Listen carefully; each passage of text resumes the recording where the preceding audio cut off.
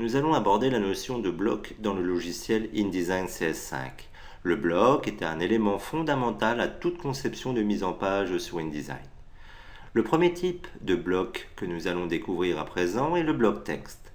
Nous pouvons créer un bloc texte grâce à l'outil texte qui est ici.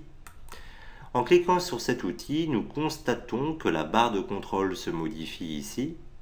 Nous avons à présent à notre disposition des contrôles de type typographique à deux niveaux. Au niveau caractère pour par exemple choisir une police ou un corps de police, et au niveau paragraphe pour par exemple jouer sur des alignements ou sur des justifications.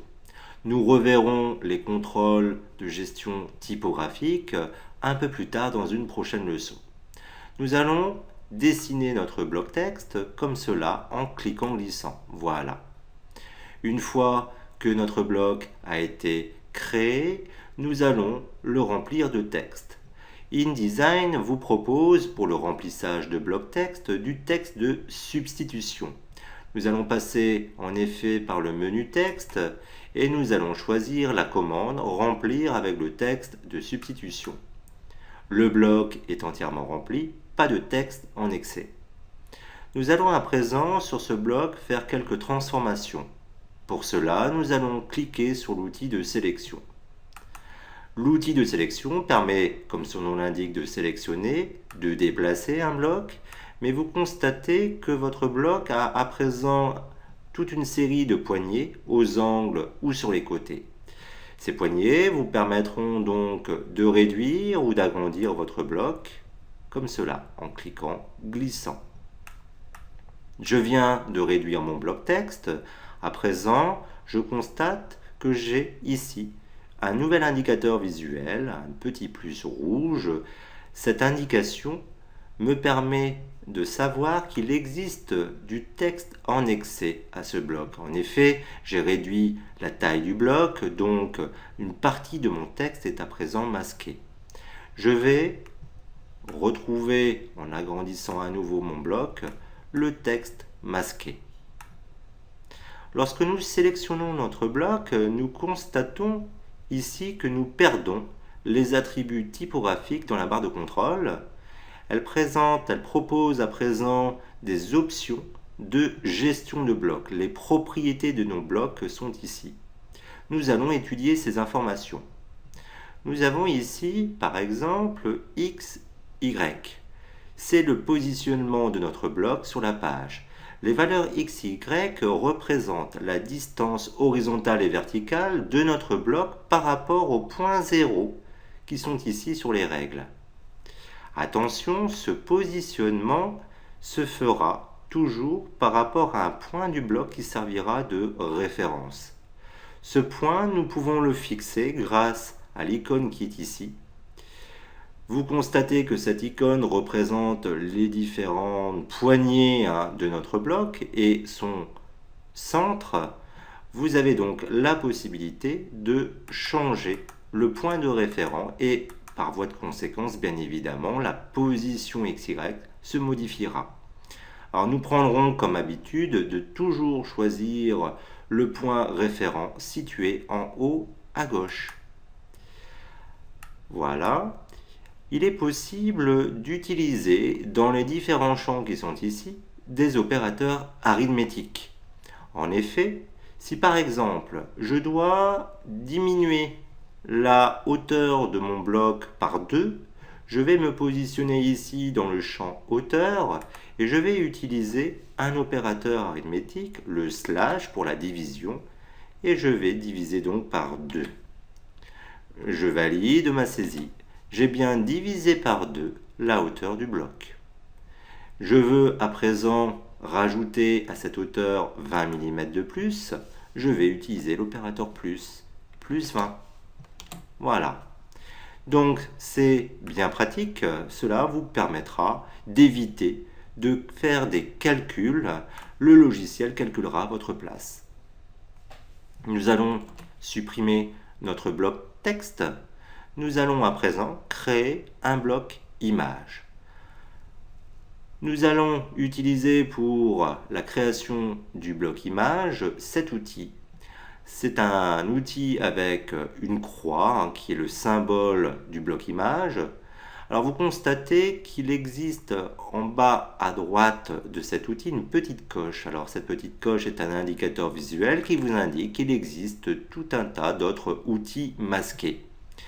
Je vais donc prendre le rectangle et je dessine mon bloc image comme j'ai pu dessiner tout à l'heure un bloc texte. Donc ce bloc image, sa particularité, c'est cette croix hein, qui est un indicateur visuel. Il est possible, bien évidemment, de retrouver dans la barre de contrôle, ici, toutes les possibilités qui étaient déjà disponibles pour le bloc texte. Un bloc image pourra être de différents types, elliptique ou, ici, polygonal. Voilà. Je vais à présent supprimer mes 3 blocs images. Je vais les sélectionner et appuyer sur la touche Supr pour les supprimer. Il existe ici un 3e type de bloc. Et ce bloc, ce type de bloc vous propose également des formes rectangulaires, elliptiques ou polygonales. C'est le bloc de forme. Alors si je dessine ce bloc, je constate qu'automatiquement ce bloc aura un attribut. Ici, l'attribut, c'est d'avoir un contour noir, qui aura d'ailleurs une épaisseur, donc qui sera visible à l'impression, puisque ici, dans la barre de contrôle, je constate que j'ai une épaisseur de 1 point. Je vais changer cette épaisseur, voilà, une épaisseur de 5 points.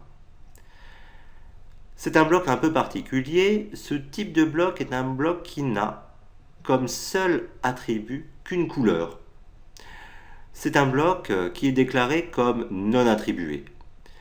Si nous allons dans le menu Objet et dans Contenu, vous constatez qu'effectivement ce bloc est considéré comme non attribué.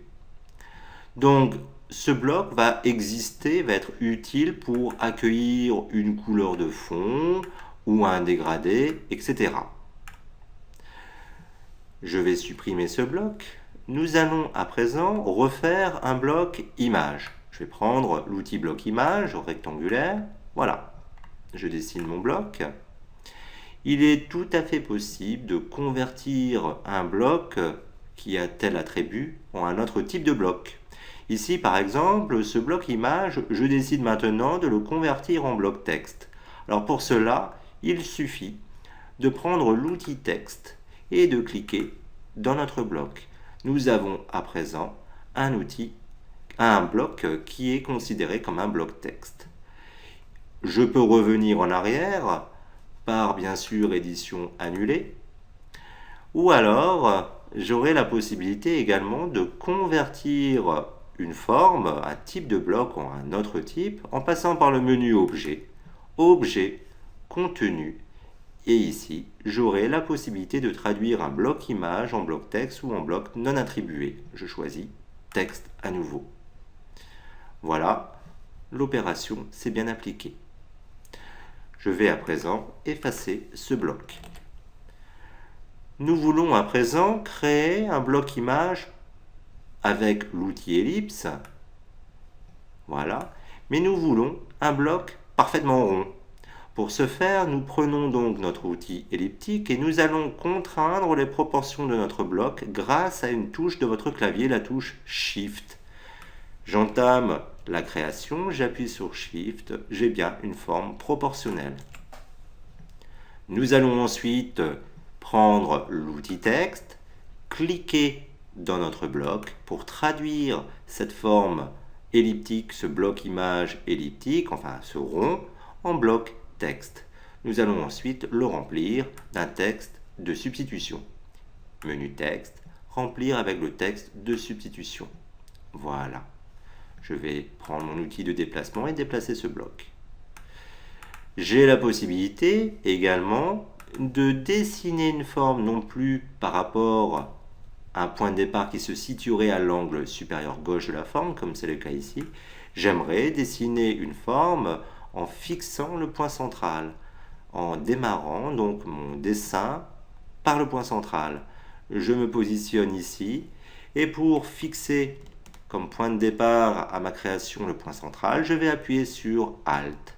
Et vous constatez que je dessine ici une forme par son centre. Si je rajoute Shift, j'aurai une forme proportionnelle. Nous allons supprimer à présent ces blocs. Alors, il y a un outil de dessin, de bloc, qui est un peu particulier, c'est l'outil bloc polygonal. Donc, si je dessine avec cet outil, j'ai bien un polygone, et il existe d'autres possibilités avec cet outil. En effet, si je prends l'outil, j'amorce mon dessin, et j'utilise les flèches directionnelles de mon clavier, la flèche qui fait monter, vous allez constater que votre bloc va se diviser.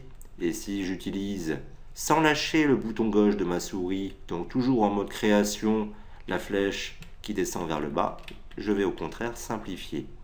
Si j'utilise la flèche qui part vers la droite, je vais diviser, etc. Donc c'est un outil un peu particulier qui vous crée, comme vous pouvez le constater, des formes un peu particulières. Ce n'est pas un outil que vous utiliserez énormément, mais il est intéressant de savoir, de connaître ces petits raccourcis clavier pour l'utiliser de manière optimale.